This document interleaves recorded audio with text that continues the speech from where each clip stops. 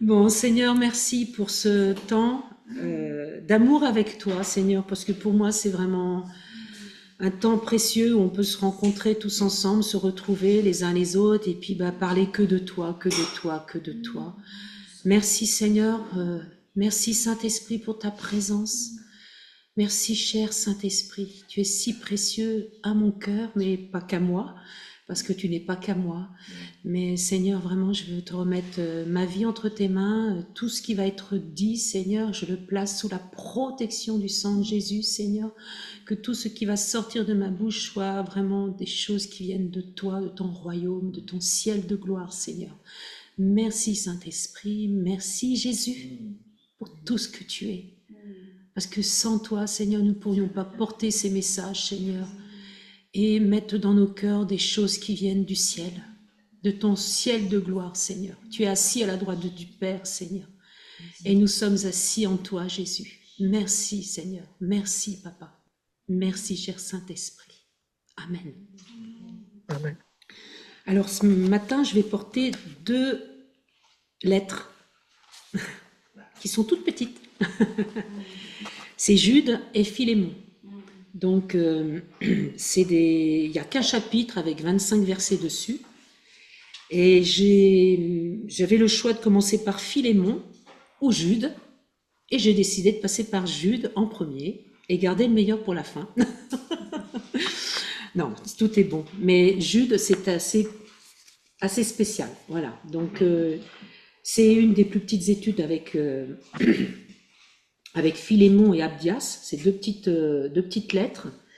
Mais Jude, son nom en grec se lit Judas ou Judas selon la prononciation de son nom en grec et en hébreu. Donc Jude était l'un des 4 frères de Jésus et il est cité dans les évangiles. On peut le voir dans Matthieu 55, je vais vous le lire. N'est-ce pas le fils du charpentier? Sa mère ne s'appelle-t-elle pas Marie? Et ses frères Jacques, Joseph, Simon et Jude. Voilà, donc ça c'est vraiment, ça explique, il y en a d'autres, hein, il y a d'autres endroits où c'est écrit, par exemple que Jacques est le frère de Jésus, comme dans cette partie de Matthieu, il est bien spécifié que Jude fait partie des frères de Jésus, enfin on pourrait dire des demi-frères, puisque c'est Joseph, le père de Jude. Et donc, on voit que tous les frères de Jésus sont devenus des dirigeants de toutes les premières communautés juives chrétiennes. Et Jude, il était plutôt un prédicateur et missionnaire reconnu. Donc, même si on ne sait pas exactement à quelle communauté il va porter le message, ce sera une communauté chrétienne, vous allez le voir par la suite, on peut supposer qu'il était vraiment majoritaire, ils étaient vraiment plutôt composés, cette communauté était composée de juifs messianiques. Donc, de quoi parle cette épître? Donc, l'épître de Jude met en lumière le point central de l'action de Dieu pour notre salut. C'est vraiment notre salut en Christ, c'est le point central. Donc, ça s'adresse à nous, les chrétiens. Et aussi l'importance de reconnaître notre dépendance envers Dieu. Parce que le point central, c'est quand même ça, c'est répondre à l'amour de Dieu, la foi et aussi la fidélité en Dieu. Donc il arrive et il sait exactement comment remettre de l'ordre, Jude. Il va arriver là... Jude nous invite au milieu des tempêtes et des divergences, parce que quelque part, là, vous allez voir qu'il y a vraiment des tempêtes, et il va expliquer quelque chose de très important, et il va prendre une position qui est très claire, et même jusqu'à être ferme dans la vie chrétienne. Et ça rigole pas. Donc ceux qui sont en Christ le sont d'abord parce que Dieu l'a voulu. Il faut le savoir, c'est pas parce que nous on a voulu, non, c'est Dieu qui l'a voulu. Donc, les fondations de notre salut puissent profondément en Dieu lui-même. C'est-à-dire que Dieu veut nous sauver, au-delà de tout ce que nous pouvons imaginer, ça c'est clair, et Jude va nous montrer sa motivation à travers la lettre. Donc, on va lire Jude 1 et 2. On va lire les deux, si vous voulez bien. Si quelqu'un veut commencer. On va prendre le deuxième. Ah oui, pardon, oui, c'est vrai. Non, J'espère que vous entendez bien, parce que je ne sais pas si... moi, j'ai pas mis le micro sur moi. Mais... Ah, c'est Samuel. Ah ben, il n'y a que Samuel. Enfin, que Samuel et vous. Bah oui. Non, ils sont nous, on t'entend bien. Après, c'est la digestion. Oui, c'est je pense que ça marche. Je vérifie que ça marche. Attends. Est-ce que ça marche? Oui, ça marche. Cool. Donc, lecture de Jude 1 et 2. Oui, oui, oui. Moi, je vais lire. 1 et 2. Jude, serviteur de Jésus-Christ et frère de Jacques, à ceux qui ont été appelés, qui sont aimés en Dieu le Père et gardés pour Jésus-Christ, que la miséricorde, la paix et la charité vous soient multipliées. Amen. Donc, il est déjà dit dans ce verset-là, à ceux qui sont appelés. Donc, c'est vraiment c'est très spécial. Enfin, il parle de ceux qui sont appelés. Donc, il appelle qui? Les chrétiens. Donc, ça s'adresse vraiment aux chrétiens. Après, il met dans ce verset, c'est très important, aimer en Dieu le Père. Donc, nous sommes aimés. Déjà, il faut voir ça comme ça. Nous sommes aimés. Il commence comme ça, Jude. Après, il va dire que la miséricorde, la paix et l'amour vous soient multipliés. Ça, c'est le verset 2. Donc, on sait que Dieu nous garde. On le sait parce que dans 1 Jean 5, 18, je vais vous le lire, nous savons que quiconque est né de Dieu ne pêche pas, mais celui qui est engendré de Dieu le garde et le malin ne le touche pas. C'est clair, le malin ne le touche pas. Donc là, Jude, il s'adresse vraiment aux chrétiens. Et d'ailleurs, c'est ce que Jésus a demandé au Père. Hein. Dans Jean 17, 11, il est dit « Je ne suis plus dans le monde, eux sont dans le monde, et moi je vais à toi. Père Saint, garde-les en ton nom, ce nom que tu m'as donné, afin qu'ils soient un comme nous. » Donc c'est clair, Jésus demande ça au Père déjà.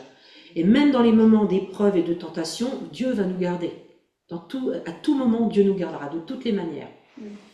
Donc personne ne peut nous arracher de la main de Dieu, c'est clair aussi. Et à chaque fois que c'est nécessaire, Dieu va nous reprendre, justement, il va être juste, hein, quand il va nous reprendre. Pour ça, c'est mieux d'être pris par Dieu, parce que nous sommes ses enfants avant tout, et on sait comment on peut reprendre nos enfants, et Dieu nous connaît mieux que nous, on peut connaître nos enfants, par exemple. Donc, il va nous reprendre d'une manière très juste. Donc, on sait aussi qu'une personne sauvée peut chuter. On le voit des fois, on l'a vu dans l'apôtre Pierre, hein, qui a renié Jésus, hein, mais aussi où David, il a chuté aussi. Mais là, on peut se poser la question, est-ce qu'ils vont se relever? Ben, si on regarde les histoires, oui, ils se relèvent, on peut se relever. Mais pourquoi? Parce que Dieu va nous garder, il va toujours faire en sorte de nous ramener vers la bonne voie. Parce qu'il prend soin de nous, hein. Notre papa, il prend vraiment soin de nous. Et c'est vraiment ça qu'il faut regarder en premier lieu. Et puis, ben, verset 2, il dit que nous sommes comblés parce qu'il parle de miséricorde, de paix, d'amour, et puis aussi qui va multiplier tout ça, hein, dans le verset 2.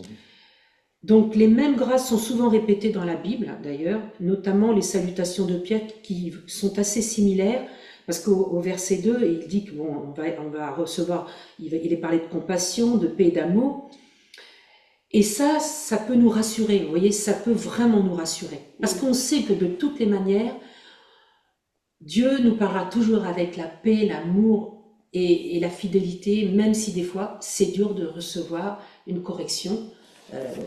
Quand je dis correction, attention, hein, c'est pas la correction où tu frappes à mort, ce qu'elle veut dire. Non, Dieu va nous corriger d'une manière aimante, compatissante, vous voyez, et puis il va nous amener dans la paix aussi. Donc, je dis que c'est pour ça qu'on peut vraiment être rassuré. Donc, la suite... Ah oui. Donc, on va lire la suite, donc 3 et 4. Et là, ces deux versets-là vont nous parler vraiment d'être combatif. Donc, si vous voulez bien lire le 3, s'il vous plaît. Bien-aimés, comme je désirais vivement vous écrire au sujet de notre salut commun, Je me suis senti obligé de le faire afin de vous exhorter à combattre pour la foi qui a été transmise aux saints une fois pour toutes. Bon, alors là, voilà. Ce verset 3, vraiment, Le 3. Jude va nous parler, il va se sentir obligé de changer de direction dans son courrier, dans sa lettre.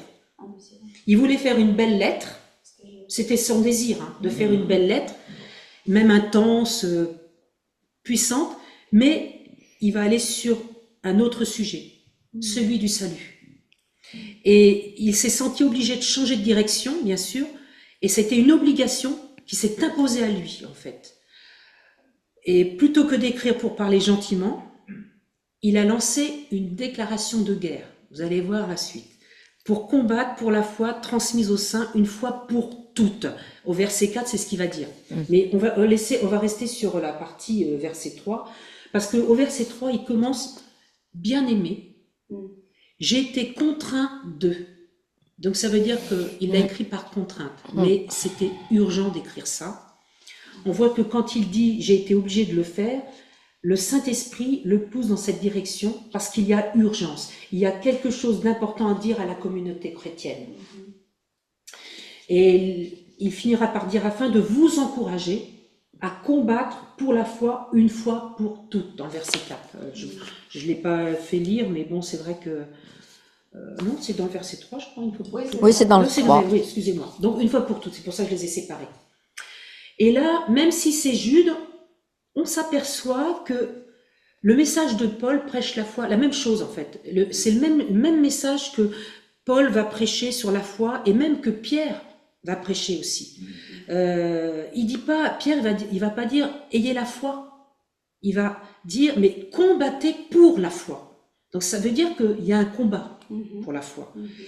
Et il nous dit même de progresser, de persévérer et même de garder et protéger ce que nous avons. Hein, il le dit. C'est donc la parole de Dieu, l'écriture qui nous a été transmise une fois pour toutes, c'est-à-dire de façon définitive, absolue et complète. Pour que l'on sache qui il est, ce qu'il aime, ce qu'il n'aime pas et ce qu'il attend de nous, le Seigneur. En fait, on peut même dire que la Bible est un trésor. Parce que si on n'avait pas ce trésor, eh bien, on ne pourrait pas avoir cette connaissance où on doit se remettre en question bien des fois et savoir dire au Seigneur, bah oui Seigneur, je capitule devant toi, je me soumets à toi. C'est souvent ce qu'on peut exprimer devant Dieu parce que justement on a la parole. Et là, au verset 4, on peut le lire, on continue. Car il s'est glissé parmi vous certains hommes dont la condamnation est écrite depuis longtemps, des impies qui changent la grâce de notre Dieu en dissolution et qui renient notre seul Maître et Seigneur Jésus-Christ. Ouais. Alors là, on peut remarquer d'où vient le problème. On a bien lu, le problème ne vient pas d'une secte ou autre chose, hein. Mais Jude s'inquiète parce qu'il vient des hommes qui sont rentrés à l'intérieur de l'Église. Et c'est gros problème, bien des fois, dans les églises. Et c'est là que c'est très important d'ailleurs. Hein. C'est souvent là, hein, les problèmes arrivent. Hein. Donc tout au long du Nouveau Testament, on voit que le plus grand danger qui a menacé l'Église est venu de l'intérieur.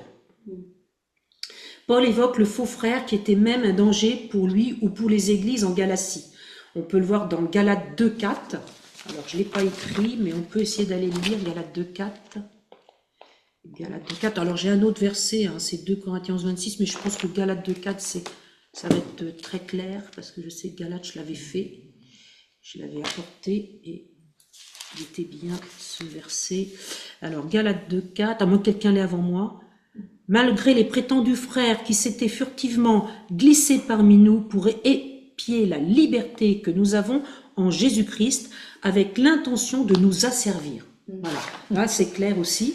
Donc on voit que Paul va évoquer souvent ce genre de choses-là.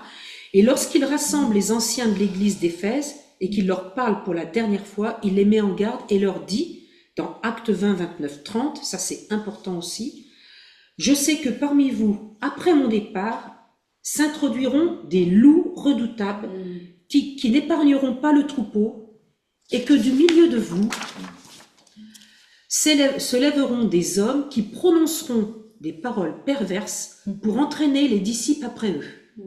Là aussi, c'est clair. Donc, on peut s'imaginer la crainte de Paul à ce moment-là, parce que c'est important ce genre de choses-là. Et Paul avait vraiment une crainte à ce niveau-là. Et du milieu des anciens, il est dit, des hommes se lèveront pour tenir des propos qui briseront le troupeau. Donc c'est pas rien.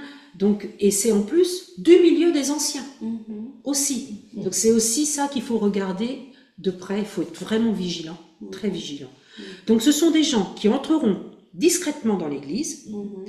Ils vont pas se faire voir en entrant, mais par contre ils vont avoir le langage évangélique, ils vont avoir l'attitude évangélique, mais ce ne seront pas des évangéliques. Moi, ça me parle beaucoup, ça, parce qu'on doit être vraiment vigilant. Ouais.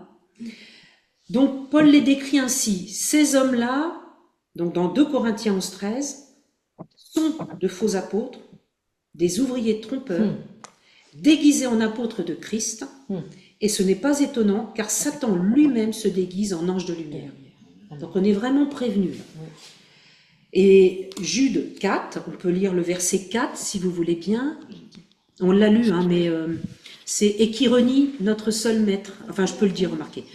C'est la partie qui dit « et qui renie notre seul maître et Seigneur Jésus-Christ ». Cette partie-là, Jude va constater que ces faux frères, ces faux enseignants, ont renié la seigneurie de Jésus. C'est vraiment des gens qui renient Jésus directement. Ils renient son nom. Ils sont contre Jésus, quoi. Voilà. Donc, Christ est Seigneur, il est le créateur du monde, c'est écrit dans Colossiens 1,16, le juste roi dont le règne est à la fois actuel et futur, il est le roi des rois, c'est écrit dans 1 Timothée 6,15, c'est pour vous montrer que c'est écrit partout. Et Seigneur des seigneurs dans Apocalypse 19,16, on le retrouve ailleurs, hein, mais j'ai mis quelques versets pour vraiment dire que Jésus c'est le roi, c'est le Seigneur des seigneurs, c'est le tout-puissant, c'est tout, il est tout. Donc certains du temps de Jude niaient que Jésus soit leur maître et refusaient même de le considérer comme leur Seigneur, c'est ce que je vous ai expliqué tout à l'heure. Et surtout, c'est ce que je veux vraiment mettre en avant, c'est que dans Éphésiens 1,11, il est dit qu'il est celui qui opère tout selon la décision de sa volonté. Donc c'est là que je voudrais mettre en avant que on ne doit pas avoir peur. On sait que si Dieu il est à l'œuvre, il est au contrôle. Mais il faut qu'on soit très, très prudent. Alors, on peut dire que dans la conclusion de ces 2 versets, je dirais que être un enfant de Dieu va nous rappeler que la parole, c'est pas une option, hein, mais une nourriture, une épée, et puis également une lampe, bien sûr. Que, deuxièmement, que la grâce, ça il faut se rappeler que la grâce est un privilège solide qui nous réoriente totalement. Et puis que Christ, il est devenu notre frère, et c'est vrai, qu'il est le premier des conseillers juridiques, c'est vrai, mais il est aussi le Seigneur des seigneurs, le Seigneur majestueux, qui attend de nous une soumission confiante. Amen. C'est vraiment précieux ça. Il ne faut pas oublier ça. Donc, on va continuer la lecture dans les versets de 5 à 7. Donc, on pourrait déjà commencer par... parce que, en fait, on va faire le 5 et le 6. Parce que dans le 5 et 6, vous allez voir qu'il est parlé du jugement d'Israël et le jugement des anges.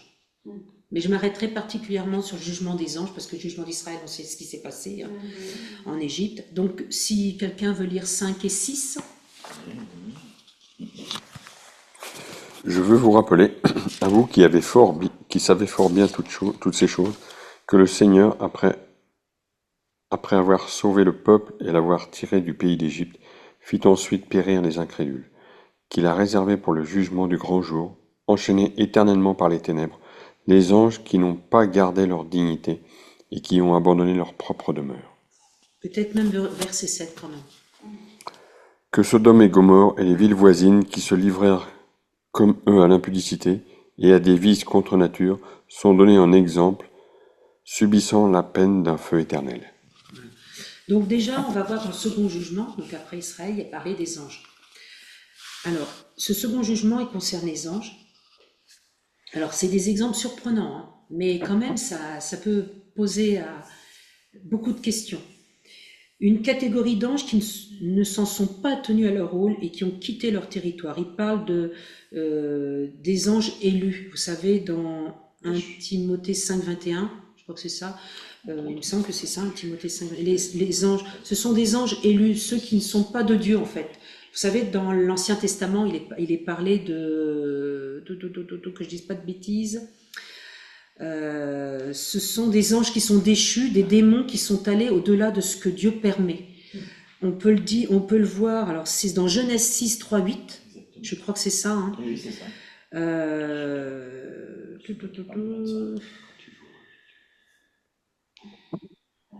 Oui, c'est des démons qui ont été débauchés parce que ils se sont associés avec des femmes et c'est ça qui veut dire en fait Jude.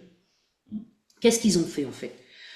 C'était une forme d'union sexuelle contre nature. Au verset 7, il en parle bien précisément. Donc de la même manière à la débauche. Le texte parallèle de 2 Pierre nous donne plus de détails dans 2 Pierre 4, 5. On peut peut-être aller le lire si vous voulez. Parce que Jude, vous voyez, 2 Pierre, quand on étudiera 2 Pierre, vous verrez que 2 Pierre va parler de ce que dit Jude un peu plus précisément. Mais bon, c'est pas l'étude que j'ai faite, mais dans 2 Pierre, il en parle beaucoup de cette histoire des anges. Donc si on peut aller lire 2 Pierre 2, 4 à 5, s'il vous plaît. Et Genèse 6, 3, 8, s'il vous plaît aussi. Si quelqu'un peut prendre Genèse 6, 3, 8. 2 Pierre 2, 4 déjà. Oui. C'est bon, hein, Dominique? Oui, Ah, allez-y. je croyais que tu lisais. Car si Dieu n'a pas épargné les anges qui ont péché, mais s'il les a précipités dans les abîmes de ténèbres et les réserve pour le jugement, s'il n'a pas épargné l'ancien monde, mais s'il a sauvé 8 personnes, dont Noé, ce prédicateur de la justice, lorsqu'il fit venir le déluge sur un monde d'impies. Super. Et Genèse 6, 3, 8, c'est pour expliquer l'histoire des anges qui se sont mis dans la débauche, quoi. On travaillait dans la débauche. Alors l'Éternel dit, mon esprit ne restera pas à toujours dans l'homme, car l'homme n'est que chair, et ses jours seront de 120 ans. Les géants étaient sur la terre, en ces temps-là, après que les fils de Dieu furent venus vers les filles des hommes, et qu'elles leur eurent donné des enfants. Ce sont ces héros qui furent fameux dans l'Antiquité. Continue. Oui, c'est pour ceux qui ont couché avec des femmes. C'est pas tout à fait ça, Attends, si ça y c'est est, j'ai ça. perdu. Je suis perdue. C'est ça, hein. Enfin bon, vous voyez, hein, c'est l'histoire avant Noé, c'est pour ça qu'il y a eu le déluge, quoi. Oui. En fait, hein, parce que Dieu voulait supprimer l'être humain sur la terre, parce que ça n'allait pas du tout. Et en fait, ce que je pense, moi, pourquoi est-ce que des démons tenteraient d'avoir des enfants mi-hommes, mi-démons? On voit que on peut penser à la promesse de Dieu qui indique qu'il y aura un enfant né d'une femme qui écrasera le diable. C'est Genèse 3,15 qui en parle. Et si les êtres humains cessaient d'être des êtres humains, mais s'ils devenaient une race mi-homme, mi-ange, cette promesse serait vidée de son sens. Et c'est pour ça qu'il a voulu détruire ces êtres humains, qu'il a gardé juste Noé, qui était un homme selon le cœur de Dieu, qui aimait Dieu. C'était le seul. Il a trouvé que Noé. Ouais. Donc, d'ailleurs, Hébreux 2 nous dit que Dieu vient en aide uniquement aux enfants d'Abraham. Donc, ça peut pas être des enfants mi-ange, mi-démon. C'est pas possible. Mi-homme, mi-ange, c'est pas possible. Donc, on comprend dès lors que Dieu prenne Noé à part et provoque le déluge. Donc, c'est là que Dieu dit qu'il faut recommencer l'humanité. Exactement. Donc, que deviennent ces anges? Parce qu'il parle aussi de ça. Ils sont emprisonnés au plus profond des ténèbres. C'est écrit dans le verset. L'idée est qu'ils n'en sortiront pas du tout. Donc, il existe plusieurs prisons pour les anges, selon la Bible. C'est écrit. Une temporaire, l'abîme, où vont les démons qui sont temporairement emprisonnés. C'est là que Légion ne voulait pas aller. Bon, on connaît tous cette histoire de Légion. Et cette prison sera provisoirement ouverte lors de la tribulation. Donc c'est là que sera... J'ai bien écouté les messages. C'est là que sera enchaîné le diable pendant 1000 ans, quand Christ viendra dans son règne. Ça sera une définitive. Oui. Et c'est de celle-ci dont il est question. Ils ne verront pas la lumière du jour jusqu'au moment du jugement dernier. D'ailleurs, Jésus nous dit que l'enfer a été créé pour le diable et pour ses anges. Donc le livre de Jude a été critiqué comme ne pouvant faire partie de la Bible puisqu'il s'appuie sur des sources apocryphes. Ça a été écrit, ça. Ça a été mis, enfin, d'après ce que j'ai lu, qu'ils ne croyaient pas... Enfin, par exemple, l'Église ne tenait pas compte du livre de Jude parce qu'il prétendait que c'était douteux, ça venait des sources apocryphes. Voilà. Mais on sait que nous, c'est sûr, c'est du sûr, c'est ce qui a été écrit, et que Jude, c'était un frère de Jésus. Donc il savait exactement, il était vraiment disciple. Donc le jugement de Sodome et Gomorrhe, il en est parlé dans Jude 7, on en a parlé que Sodome et Gomorrhe et les villes voisines, qui se livrèrent de la même manière à la débauche et recherchaient des unions contre nature, sont données en exemple, soumises à la peine d'un feu éternel. Jude passe alors à la situation de Sodome et Gomorrhe. Donc on voit tout à l'heure qu'il parle des anges, là il reparle encore de Sodome et Gomorrhe et des anges, parce que là il parle de deux choses. Il parle de la ville, il met deux choses en avant dans cette verset, c'est les villes et les anges. C'est deux choses qui sont mises en avant. Et ces villes ne sont distinguées que par l'homosexualité et le viol. C'est vraiment deux points forts qui sont mis en avant. Et pourquoi Dieu fait venir un jugement sur cette ville? Eh bien, excusez-moi, notez combien Jude associe les actes des anges et celui de la ville. Comme étant une même débauche, un même abandon du plan de Dieu pour l'être humain. Donc les villes, la ville et les anges sont associés dans l'histoire de cette lettre. Et il faut vraiment, on sait que il y a des esprits qui travaillent dans les villes, il y a des esprits qui travaillent et il y a des anges déchus aussi qui sont là. Et il ne faut pas négliger ça, voilà, aujourd'hui. Donc la première chose à dire, c'est qu'il serait dommage d'élever un péché au-dessus d'un autre, parce qu'il n'y a pas de plus grand péché, c'est pas parce qu'on parle de débauche, on parle des anges déchus, qu'on parle de viol ou d'homosexualité. Il n'y a pas de péché plus grand l'un que l'autre. Donc ça, il faut pas le nier. Un deuxième point, c'est que la seconde chose à dire, c'est qu'il faut distinguer le péché du pécheur aussi. Parce que quand on a une personne qui pêche, on sait aussi que derrière ça, il y a quelque chose. Il y a un esprit derrière. Donc il faut vraiment... Dieu nous montre qu'il faut aimer la personne. La troisième chose, c'est que de nombreuses civilisations dans l'histoire ont validé l'homosexualité comme d'autres formes de relations sexuelles. C'est pour ça que c'est complètement déformé. Et l'évangile est complètement déformé par moments dans certaines communautés. Et la quatrième chose, c'est que Dieu transforme les cœurs par l'évangile. Et on a 3 points supplémentaires. J'ai dit la cinquième chose, c'est qu'il y a beaucoup d'hommes et de femmes qui ont des tendances homosexuelles ou dont les événements ont poussé à choisir des relations homosexuelles, et qu'il faut que l'Église accueille les personnes qui disent « Me voici tel que je suis et je cherche à plaire à Christ, aidez-moi ». Là, oui, c'est important de le voir comme ça, parce qu'on ne peut pas rejeter les gens comme ça, mais il faut quand même regarder à ça. La 6e chose, c'est « J'apprends à aimer celui ou celle qui est différent de moi, selon l'intention de Dieu ». Et 7e et dernière chose, c'est que la raison pour laquelle l'Église doit donner priorité à la fois à l'adoration de Dieu et au renouvellement dans notre amour pour Dieu. C'est renouveler continuellement notre amour pour Dieu, les uns pour les autres. Ce qui me permettrait de conclure sur ces 2 versets-là, ces 3 versets, avant de passer au 8 et au 16. Pourquoi est-ce que Jude nous dit tout ceci? Il écrit parce que plusieurs trouvaient acceptable de renier l'autorité spirituelle de la Bible, de renier aussi le statut divin de Jésus-Christ et de changer le message de l'Évangile pour tous ces gens qui apportent des messages, ces faux docteurs, ces faux disciples, ces gens qui se disent disciples et qui ne le sont pas. Voilà. Donc Dieu a jugé dans le passé et il jugera encore à nouveau, ça c'est sûr. Et lorsque son jugement arrivera, il sera complet et précis même, très précis. C'est pour ça que c'est important d'avoir la crainte de Dieu. Donc, on va passer au verset 8 et 13. Enfin, de 8 à 16 plutôt, excusez-moi. On va avancer.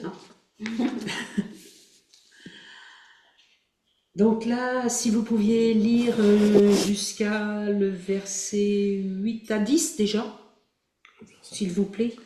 Je vais dire ça. Malgré cela, ces hommes aussi, entraînés par leur rêverie, souillent pareillement leur chair, méprisent l'autorité et injurient les gloires. Or, l'archange Michel, lorsqu'il contestait avec le diable et lui disputait le corps de Moïse, n'osa pas porter contre lui un jugement injurieux, mais il dit que le Seigneur te réprime. Eux, au contraire, ils parlent d'une manière injurieuse de ce qu'ils ignorent et ils se corrompent dans ce qu'ils savent, naturellement, comme des brutes. Donc là, il parle encore, ces hommes aussi, certains hommes, ça revient comme le verset 4, certains hommes. Donc il remet encore en question ces hommes. Donc ce sont ceux dont la condamnation est écrite depuis longtemps. C'est ce qui a été dit dans le verset 4, si vous vous rappelez.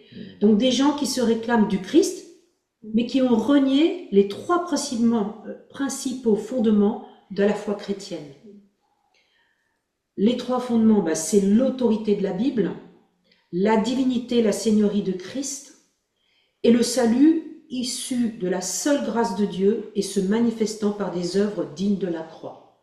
Déjà, on sait que ces trois points-là, si elles sont pas, c'est pas des principes fondamentaux dans nos vies, on sait que c'est pas ça, c'est pas des bons disciples.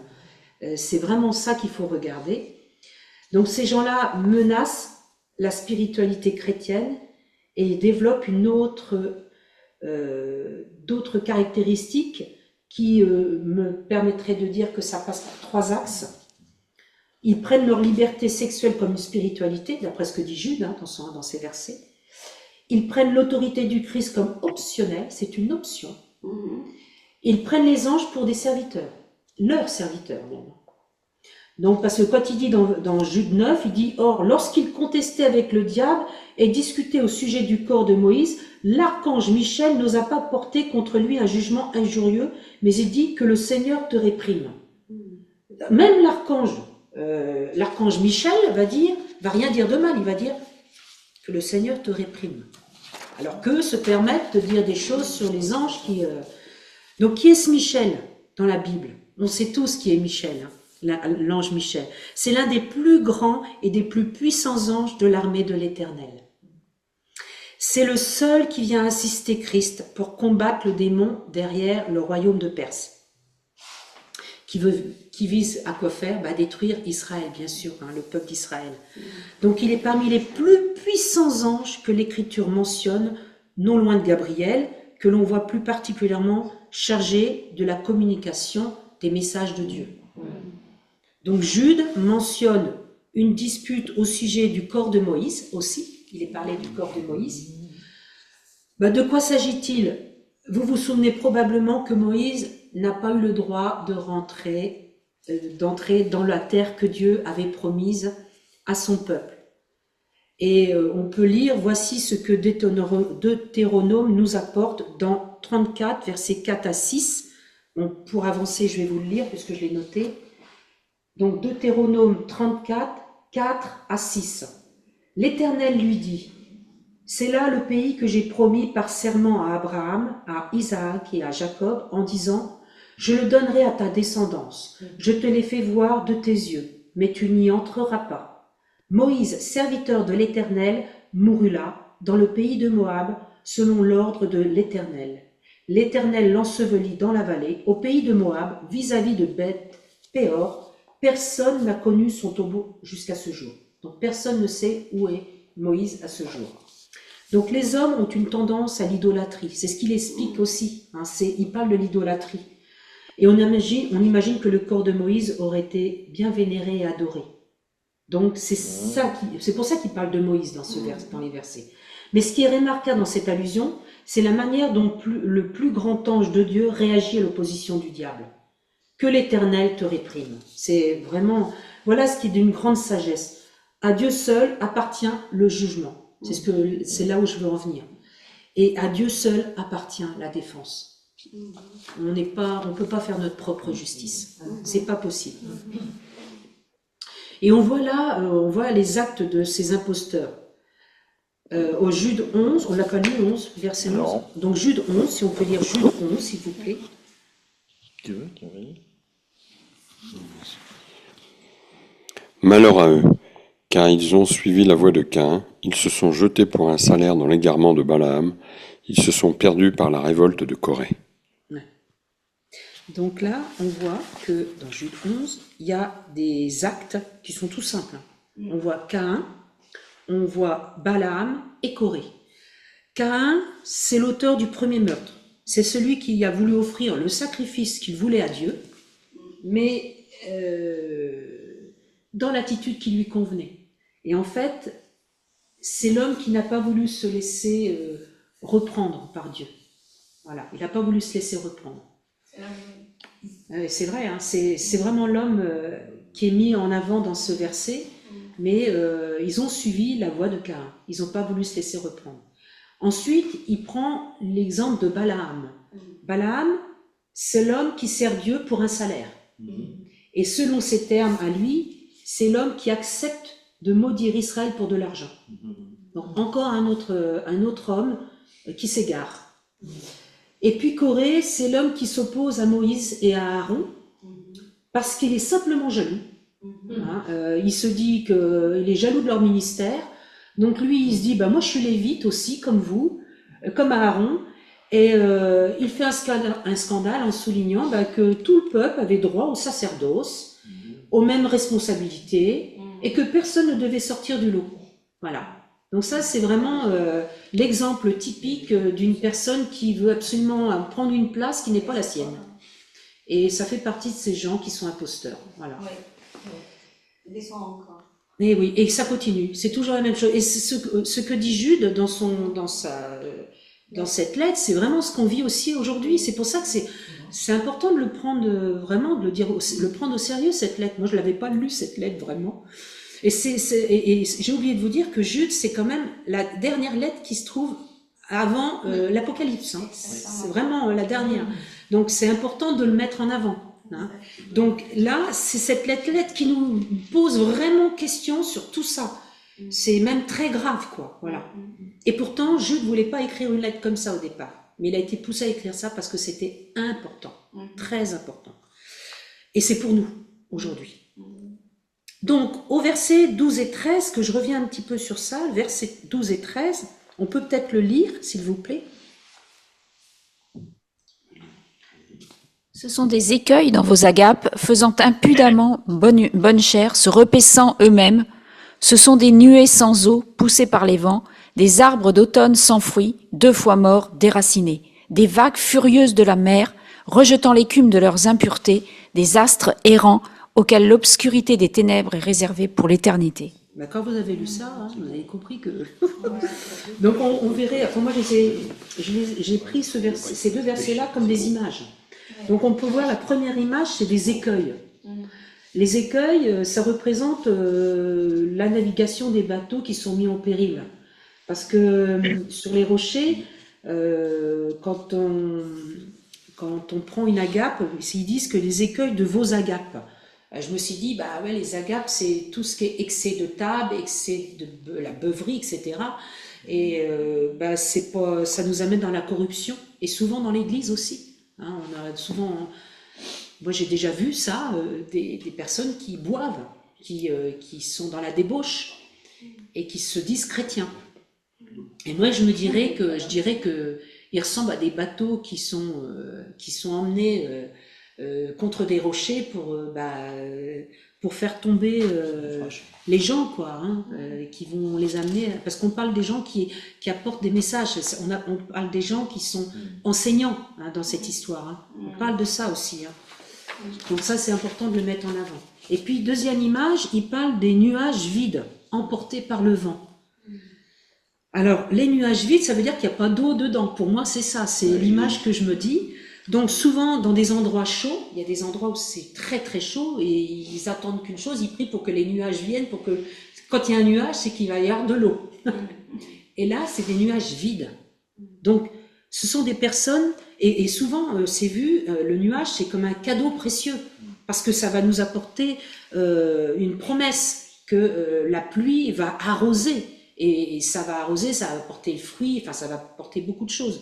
Donc quand les nuages passent et ne livrent rien, c'est la déception. Donc ils vont nous amener la déception. Et les faux prophètes leur ressemblent.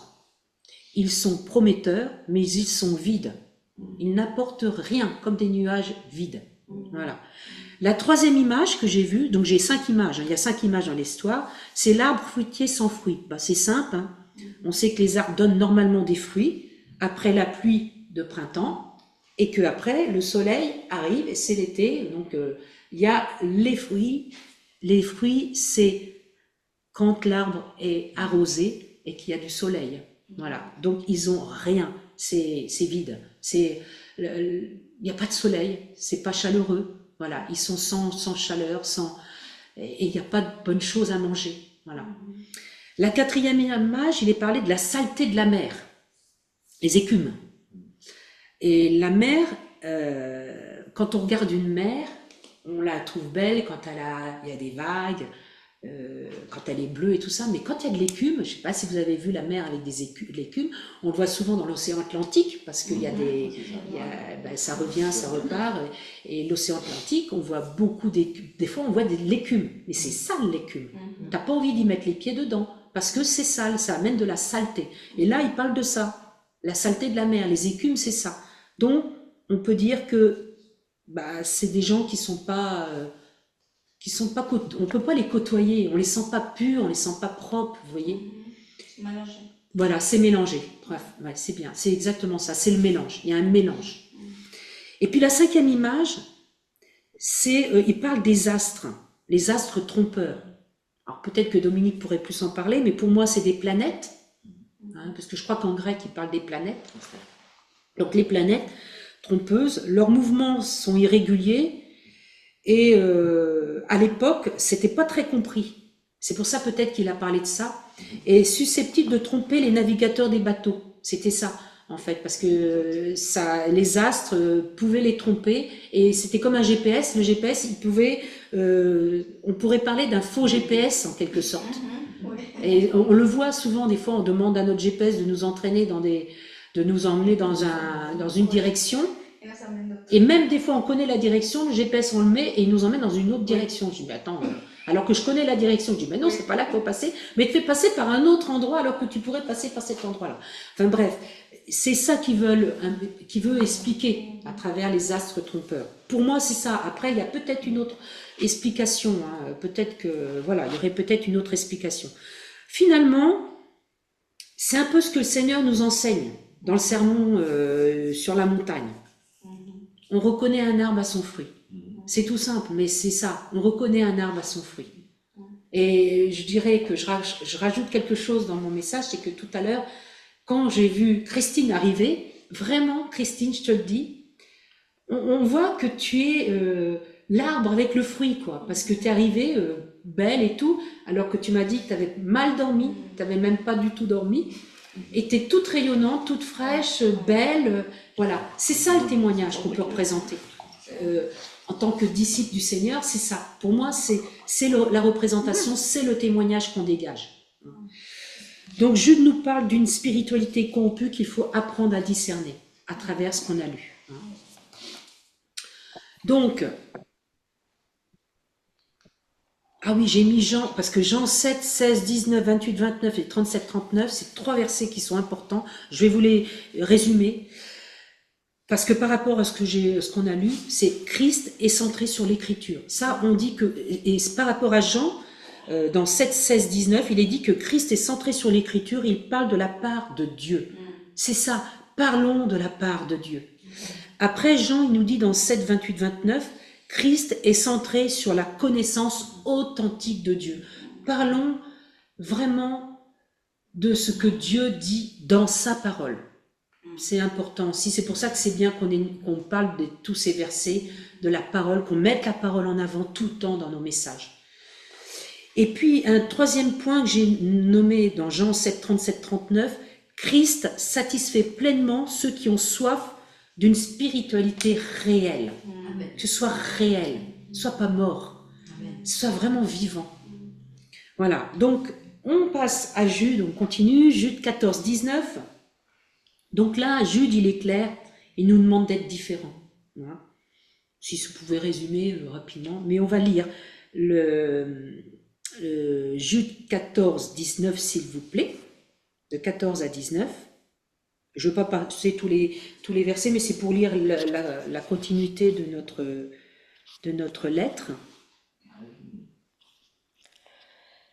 C'est aussi pour eux qu'Enoch, le 7e depuis Adam, a prophétisé en ces termes. Voici, le Seigneur est venu avec ses saintes myriades pour exercer un jugement contre tous et pour faire rendre compte à tous les impies parmi eux de tous les actes d'impiété qu'ils ont commis et de toutes les paroles injurieuses qu'ont proférées contre lui des pécheurs impies. Ce sont des gens qui murmurent, qui se plaignent de leur sort, qui marchent selon leur convoitise, qui ont à la bouche des paroles hautaines, qui admirent les personnes par motif d'intérêt. Mais vous, bien-aimés, souvenez-vous des choses annoncées d'avance par les apôtres de notre Seigneur Jésus-Christ. Ils vous disaient qu'au dernier temps, il y aurait des moqueurs, marchant selon leur convoitise impie. Ce sont ceux qui provoquent des divisions, hommes sensuels, n'ayant pas l'esprit. Voilà, c'est clair. Donc là, Jude veut qu'on sache que le jugement arrive. Et toute la Bible est claire sur ce jugement. Il est dit dans Actes 17, 31, il a fixé un jour où il jugera le monde selon la justice par l'homme qu'il a désigné, ce dont il a donné à tous une preuve certaine en le ressuscitant des morts. Ça, c'est clair. Donc, un disciple est marqué par l'amour du Christ. Ça ne peut pas être autrement. C'est pour ça que c'est complètement contraire au faux prophète. Un faux prophète, il ne peut pas avoir l'amour du Christ. C'est pas possible. C'est pas possible. On peut être, c'est comme un sceau sur notre front.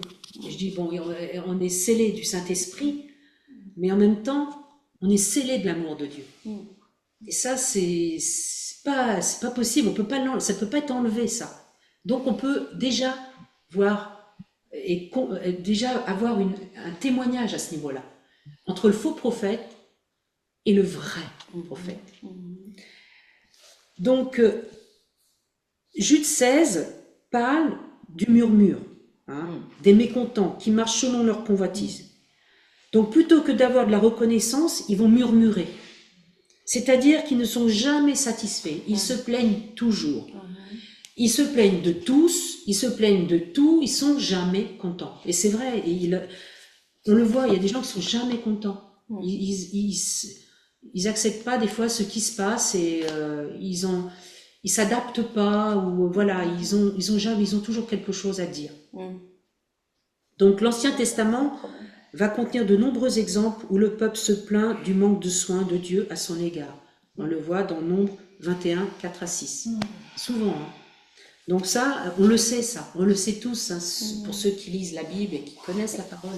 On le sait, donc on est avertis à ce sujet-là. Donc on doit se corriger aussi pour ça. Parce qu'on peut se plaindre, nous aussi, des fois, de choses qui ne sont pas forcément...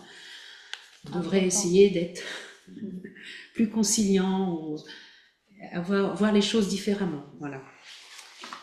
On doit être différent aussi, et ça, c'est aussi ça, par la patience aussi. Et ce qui dit, c'est ce qui est expliqué dans Jude 17, 19. Jude nous prévient de faire attention aux moqueurs. Il parle des moqueurs. Mais vous, bien-aimés, souvenez-vous des prédictions faites par les apôtres de notre Seigneur Jésus-Christ.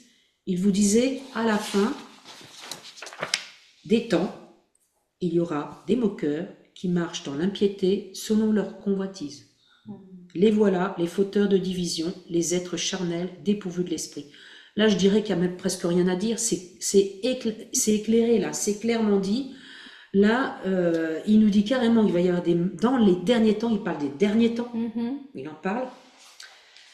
Et il disait ça à cette époque-là, je crois que c'était c'était peut-être 50 ans ou 60 ans avant Jésus-Christ, je ne sais pas, c'était pas loin, en tout cas. Donc, il parlait déjà des derniers temps. Et là, nous, on parle des derniers temps aussi. Ouais. Donc, vous imaginez, hein, c'est fou. Hein. Donc, la conclusion. Enfin, conclusion de ces versets-là, hein, mais on a bientôt fini. J'ai mis un petit peu en avant Galates 6, parce que je dis que Galates 6 nous donne un mode d'emploi sur ce qui a été dit. Et si on peut aller lire Galates 6, 7 à 10, moi je l'ai pris comme un mode d'emploi. Voilà. Ça nous donne une réponse à ce qui a été dit là. Parce que c'est toujours mieux de parler la parole de Dieu.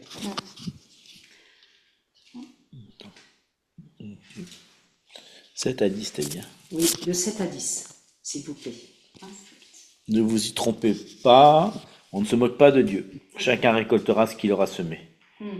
Si une personne sème en suivant ses propres penchants, la récolte qu'elle aura sera la mort. Mais si elle sème ce qui plaît à l'Esprit Saint, la récolte qu'elle en aura sera la vie éternelle. Ne nous lassons pas de faire le bien, car si nous ne nous décourageons pas, nous aurons notre récolte au moment voulu. Ainsi, tant que nous en avons l'occasion, faisons du bien à tous, et surtout à nos frères et à nos sœurs aussi, dans la foi. Voilà. Moi, je trouve que c'est le mode d'emploi, c'est la réponse que Dieu peut nous donner par rapport à ça. Je pourrais dire plein de choses, mais je crois que là, c'est très bien résumé par rapport à ce qu'on a entendu sur Jude 17-19. Voilà. Et après, pour finir, donc 20-21, je dirais 20-21. 20-21, si on pouvait lire Jude 20-21, s'il vous plaît. Pour vous, bien-aimés, vous édifiant vous-même. Pour vous, bien-aimés, vous édifiant vous-même sur votre très sainte foi, en priant par le Saint-Esprit, maintenez-vous dans l'amour de Dieu, en attendant la miséricorde de notre Seigneur Jésus-Christ pour la vie éternelle. J'aime bien ça. Donc là, il nous demande d'être actifs aussi. Ça, c'est vraiment, il faut rentrer dans l'action, mais actifs pour ceux qui sont dans l'Église. C'est bien, c'est ce qui nous est dit. Mais vous, donc pour ceux qui sont membres de la famille de Dieu, il commence comme ça. Mais vous, bien-aimés. Donc là, c'est les chrétiens qui sont bien-aimés de Dieu. Les chrétiens bien-aimés de Dieu. Ils sont chers à Dieu et les bien-aimés que nous sommes ont la responsabilité d'être actifs dans l'œuvre de Dieu. C'est clair, là, il met en avant. Donc, c'est un des principaux commandements de ce verset, c'est se maintenir dans l'amour de Dieu. Mais Jude va nous donner moyen pour accomplir cette priorité. Il y a 3 points. Il parle de l'édification mutuelle sur la très sainte foi. Deuxième point, il nous parle de la prière par le Saint-Esprit. Ouais. Et puis un troisième point, il nous dit l'attente, l'anticipation de la miséricorde de Christ, être patient. Donc c'est vraiment être en attente. Hein. Donc c'est vraiment 3 points qui sont importants et c'est ça qu'il faut qu'on regarde pour chacun de nous. On va lire 22-23, parce qu'on n'a pas lu, je crois, 22-23, non. Donc, 22-23, s'il vous plaît. Reprenez les uns ceux qui contestent, sauvez-en d'autres en les arrachant du feu, et pour d'autres encore, ayez une pitié mêlée de crainte, haïssant jusqu'à la tunique souillée par la chair. Donc là, il parle par « ayez pitié ». Ayez pitié, il faut que nous soyons solidaires les uns envers les autres. Nous encourageant, nous instruisant et nous fortifiant. Ayez pitié les uns des autres. Ça, c'est vraiment important. Ça commence comme ça quand même, donc je pense que on doit regarder à ça. Et quelle démarche pour se maintenir dans l'amour de Dieu, hein, parce que il y a une démarche quand même. Il nous dit qu'il faut qu'on soit confiant aussi. Et on va aller voir dans le 24-25, Jude 24-25 pour terminer. Or, à celui qui peut vous préserver de toute chute et vous faire paraître devant sa gloire irrépréhensible dans l'allégresse, à Dieu seul, notre Sauveur par Jésus-Christ, notre Seigneur, soit gloire, majesté, force et puissance, dès avant tous les temps et maintenant et dans tous les siècles. Amen. Amen. Donc là, on voit plusieurs points. Donc on sait que Dieu est capable. Hein. Là, c'est clair, Dieu est capable. Jude 24, il le dit, hein, à celui qui peut vous préserver de toute chute et vous faire paraître devant sa gloire, irréprochable dans l'allégresse. Donc il y a plusieurs points. Là, il parle de nous garder. À celui qui peut vous préserver de toute chute. Donc là, il parle de nous garder. Dans Jude 24. Après, un deuxième point, et vous faire paraître devant sa gloire. Donc là, il veut nous relever. Donc là, il nous relève. Ensuite, il parle d'irréprochable. Donc ça veut dire qu'il va nous purifier. Il est capable de nous purifier. Et puis, un autre point, dans l'allégresse. Il est capable de nous réjouir. Donc ça, vraiment, je dis, mais Seigneur, c'est merveilleux. Il finit comme ça. Dieu est capable de nous garder, de nous relever, de nous purifier et de nous réjouir. Ça, c'est quelque chose qu'il faut vraiment garder en nous. Et puis, verset 25, pour terminer, Dieu est digne. Hein. Donc, il dit qu'il est glorieux, parce que soit la gloire, qu'il est régnant, il règne. Donc, 3 éléments se combinent pour décrire le règne de Dieu. C'est sa majesté. Hein. Il est le monarque. Il est le roi des rois. Deuxième élément, c'est la force qui parle de son pouvoir.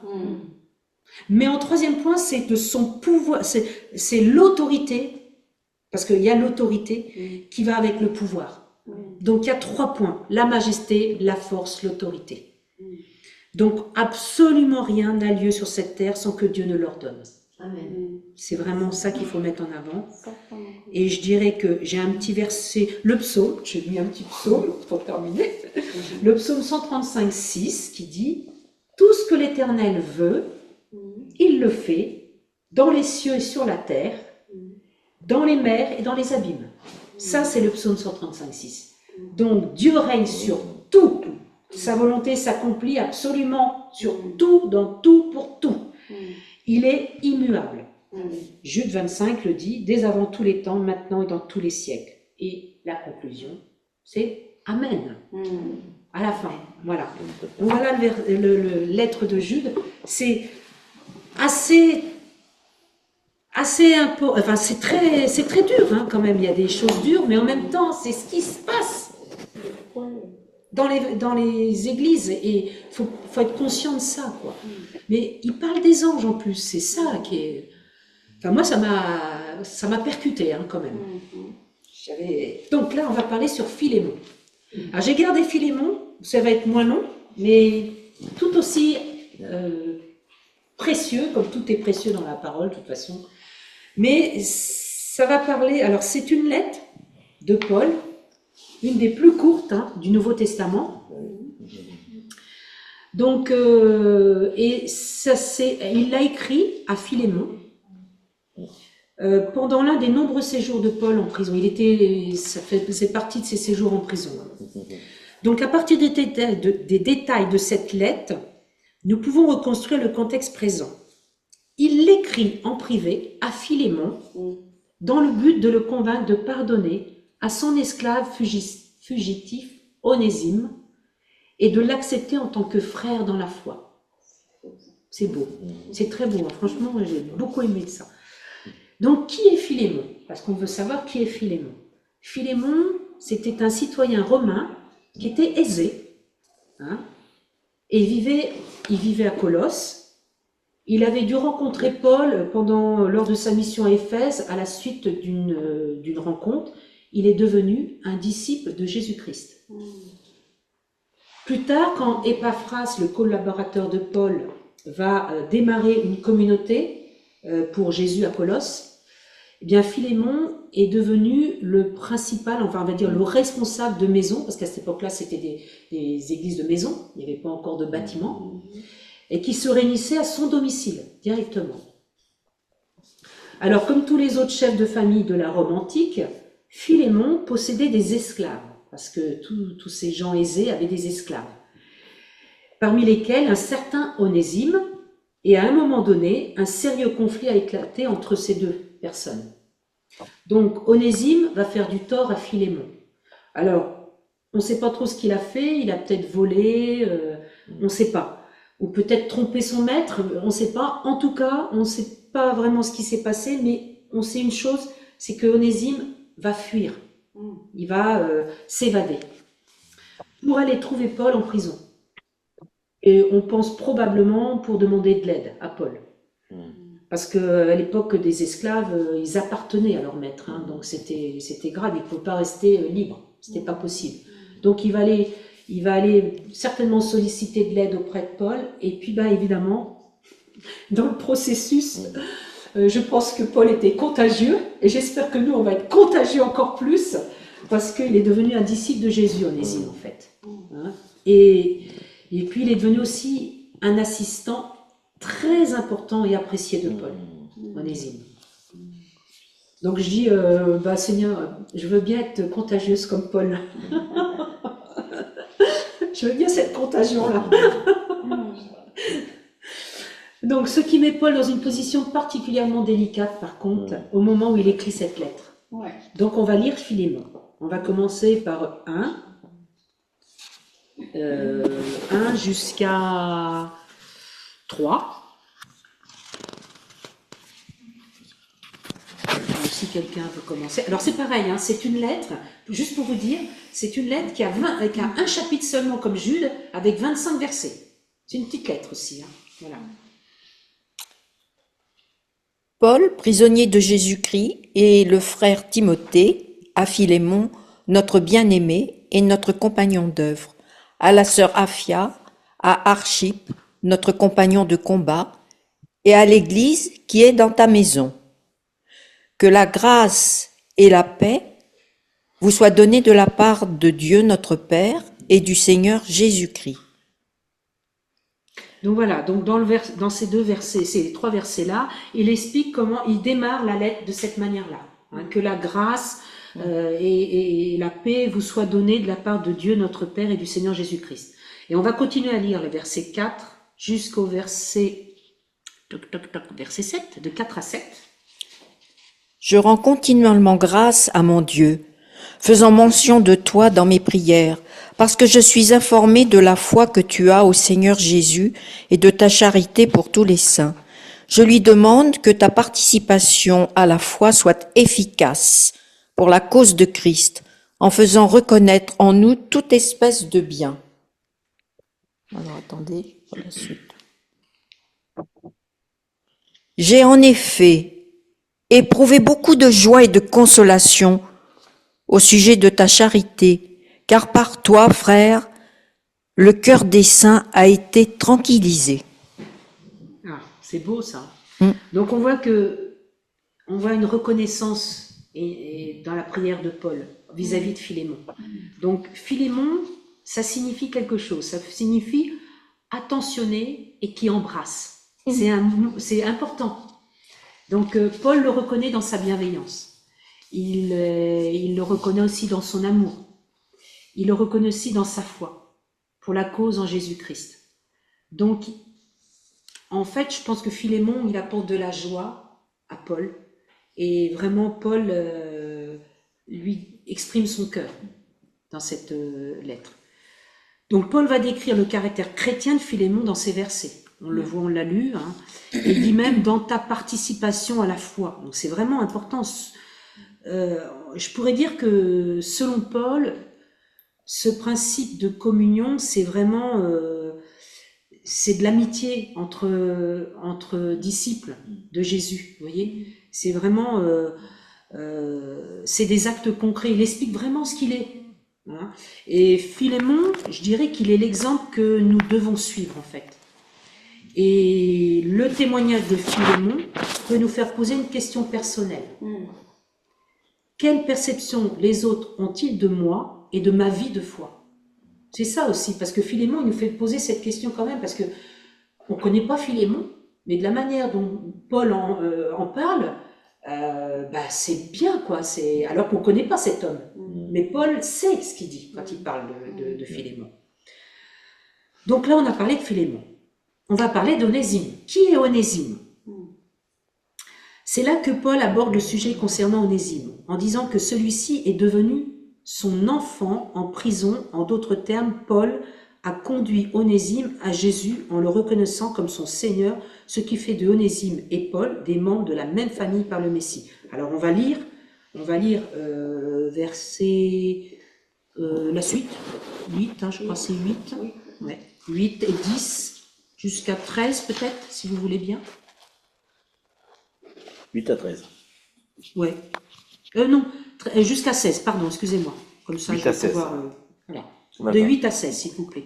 C'est pourquoi, bien que j'ai en Christ toute liberté de te prescrire ce qui est convenable, c'est de préférence au nom de la charité que je t'adresse une prière, étant ce que je suis, Paul, vieillard, et de plus maintenant prisonnier de Jésus-Christ. Je te prie pour mon enfant que j'ai engendré, étant dans les chaînes, Onésime, qui autrefois t'a été inutile, mais qui maintenant est utile à toi et à moi. Je te le renvoie, lui, mes propres entrailles. J'aurais désiré le retenir auprès de moi pour qu'il me servît à ta place pendant que je suis dans les chaînes pour l'Évangile. Toutefois, je n'ai rien voulu faire sans ton avis, afin que ton bienfait ne soit pas comme forcé, mais qu'il soit volontaire. Peut-être a-t-il été séparé de toi pour un temps, afin que tu le recouvres pour l'éternité, non plus comme un esclave, mais comme supérieur à un esclave, comme un frère bien-aimé de moi particulièrement, et de toi à plus forte raison, soit dans la chair, soit dans le Seigneur. Donc là, c'est important ce qu'il dit. C'est pourtant un esclave. Esclave de Philémon. Donc, comme je vous disais, c'est là que Paul va aborder ce sujet concernant Onésime et il va vraiment lui dire qu'il est devenu son enfant en prison. Et que Onésime appartient à Jésus maintenant. Et qu'il demande à Philémon de le reconnaître comme un disciple de Jésus. Et de le reconnaître comme un membre actif de la famille de Dieu. Donc le verset 10, il dit aussi, d'ailleurs, il a servi fidèlement Paul en prison. Parce qu'il le dit, je t'adresse cette requête à propos de mon enfant, celui qui est devenu mon fils en prison. Vous voyez, donc il voit qu'il l'a servi fidèlement. Et bien que Paul ait envie de garder Onésime auprès de lui, il est préférable que ce conflit en suspens avec Philémon soit résolu, bien sûr. Donc, il va lui demander de lui accorder l'hospitalité, quoi, qu'il retourne là-bas. Donc, au verset 13, il lui dit « J'aurais désiré le garder près de moi pour qu'il me serve à ta place pendant que je suis en prison pour l'Évangile. » Fort, hein? Donc, au verset 15 et 16, Paul va formuler sa requête très audacieuse, en fait, en invitant Philémon à recevoir Onésime, non plus comme un esclave, mais comme un frère bien-aimé, dans le Seigneur. Je pense que c'est vraiment une requête de taille, quand même, parce que il faut se mettre à la place de Philémon. Oui, vas-y, Christine. Soit dans la chair, soit dans le Seigneur. Oui, tout à fait. Exactement. C'est comme tu veux. Comme tu veux. Si voilà. c'est trop dur dans la chair, voilà. Il faut le faire dans le Seigneur. Voilà. Mais il faut le faire. Il faut le faire. Et selon la loi romaine, à ce moment-là, Philémon avait absolument tous les droits pour punir Onésime. Soit l'envoyer en prison, ou le punir de toutes les manières. Il avait tous les droits. C'est ça qu'il faut se mettre dans la tête. Aujourd'hui, on n'a plus ça, mais il avait tous les droits en tant que maître de cet esclave. Donc, non seulement Paul demande de pardonner Onésime et lui dit aussi d'accueillir son ancien esclave à Colosse comme un égal, tel un membre de sa famille. Et à ce stade, cela dépasse carrément la bonté. C'est du jamais vu même. À ce moment-là, je pense que ça devait être du jamais vu, entre esclave et maître. Et cela va bouleverser tous les codes de la société romaine à ce moment-là.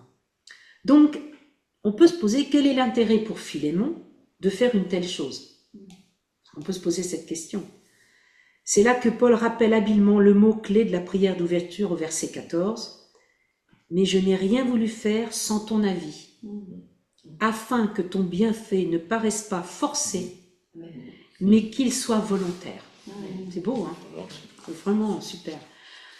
Et au verset 17, il lui dit si tu me tiens pour ton ami, reçois Onésime comme si c'était moi.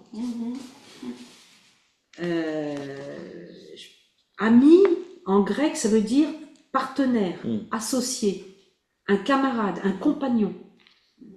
C'est celui qui partage en toutes choses, partager tout avec son esclave. Vous voyez,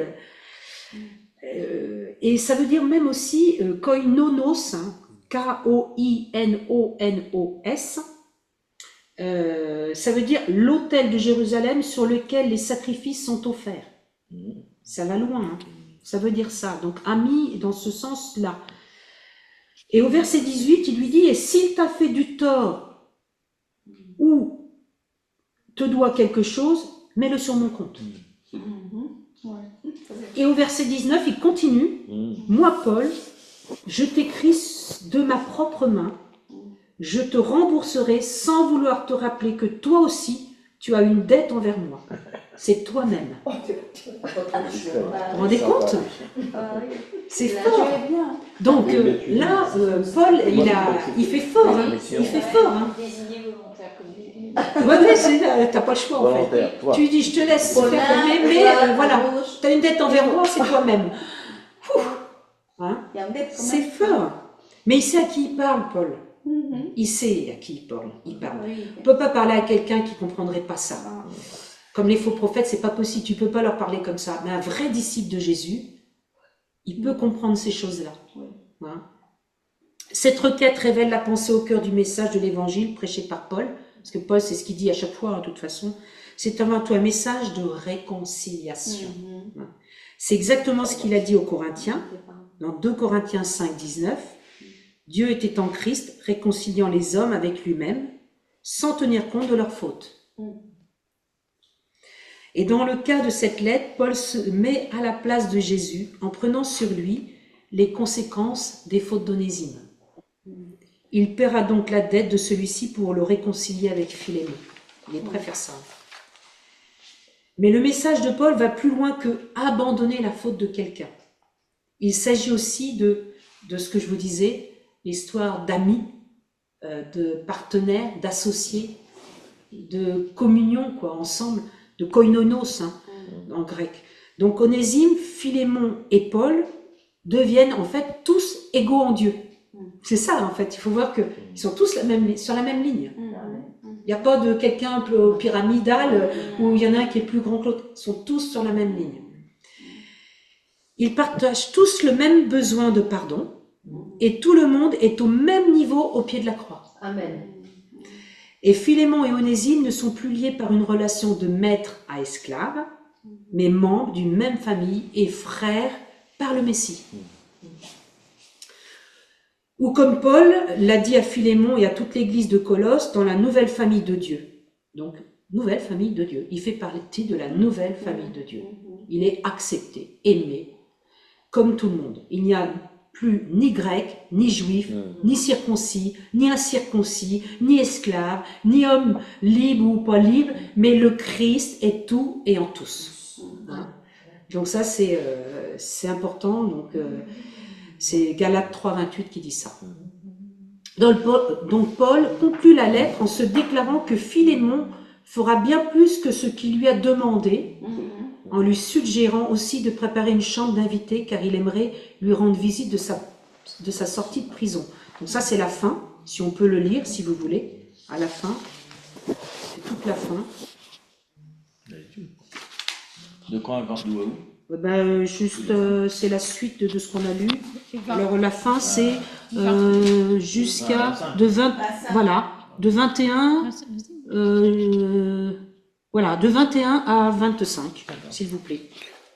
C'est en comptant sur ton obéissance que je t'écris, sachant que tu feras même au-delà de ce que je dis. En même temps, prépare-moi un logement, car j'espère vous être rendu grâce à vos prières. Épaphras, mon compagnon de captivité en Jésus-Christ, te salue, ainsi que Marc, Aristarque, Démas, Luc, mes compagnons d'œuvre. Que la grâce de notre Seigneur Jésus-Christ soit avec votre esprit. Donc, on voit quand même que Paul clôture la lettre avec les salutations finales, bien sûr. La lettre de Paul à Philémon est percutante pour plusieurs raisons. C'est la seule lettre de Paul où Paul ne mentionne pas explicitement la mort ou la résurrection de Jésus. C'est ce qui a été repéré dans cette lettre. Et ce n'est clairement pas un oubli, il n'a pas besoin d'expliquer la croix avec des mots quand il l'a démontré par ses actes. C'est exactement, tout ce qui est expliqué, c'est des actes.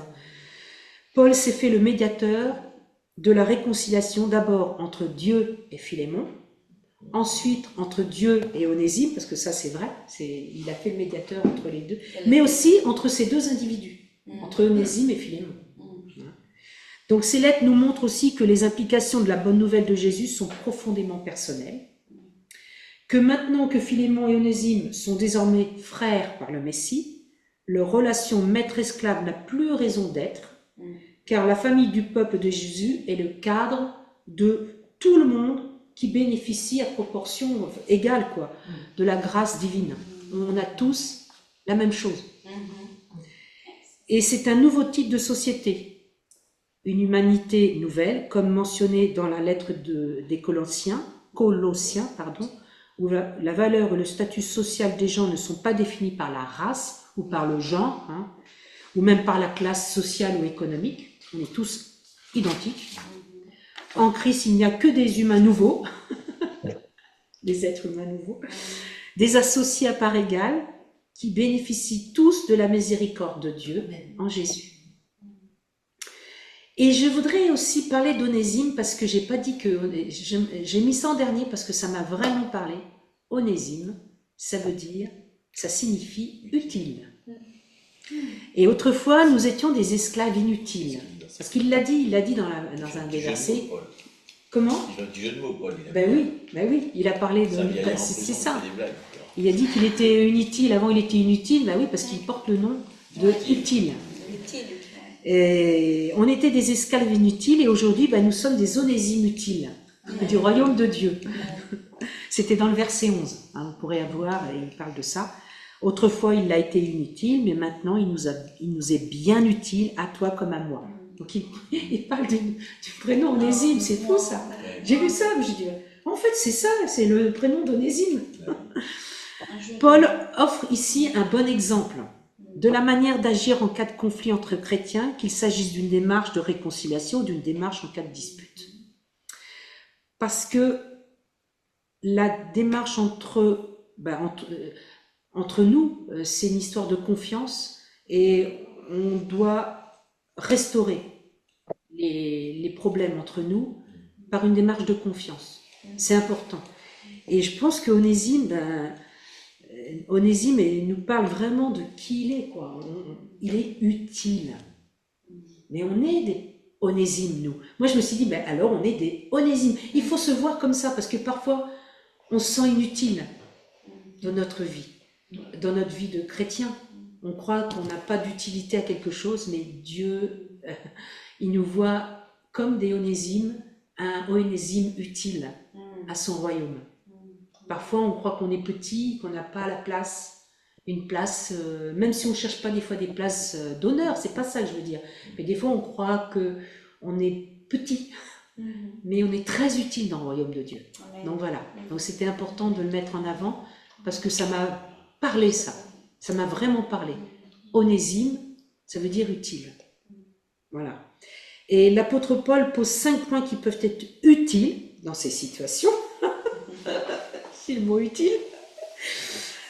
Il se rapproche des deux parties en appelant Philémon frère et Onésime fils, dans le verset 10, parce qu'il dit « Je t'adresse cette requête à propos de mon enfant, celui qui est devenu mon fils en prison, Onésime. » Donc ça déjà, il rapproche les deux. Il adresse une requête à Philémon et non un ordre. Ça fait partie des choses utiles, de savoir que ce n'est pas des ordres. Il cherche à obtenir l'adhésion volontaire. C'est encore une chose utile. Il faut que Philémon soit volontaire et non soumis à des règles d'autorité ou d'ordre. Il fait appel à l'amour chrétien aussi, et non au pouvoir ou à l'autorité. Ça, c'est utile. Il se montre prêt à assumer des coûts éventuels en vue de la restauration. Ça, c'est utile aussi. Parce que il le dit dans le 5e point où il assume les coûts éventuels en vue de la restauration. J'aurais désiré le garder près de moi pour qu'il me serve à ta place pendant que je suis en prison pour l'évangile. C'est le verset 13.